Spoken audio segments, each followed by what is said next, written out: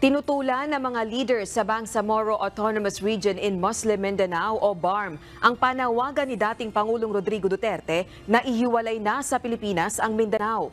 Ayon sa Chief Minister ng BARM na si Ahod Balawag Ibrahim, tinatanaw nilang malaking utang na loob ang ginawa ng dating Pangulo ng bansa para sa peaceful settlement ng kanilang rehiyon. Sa isang pahayag, hinimok nito ang publiko na protektahan ang naging benepisyo ng nagdaang peace process at suportahan ang kasalukuyang administrasyon.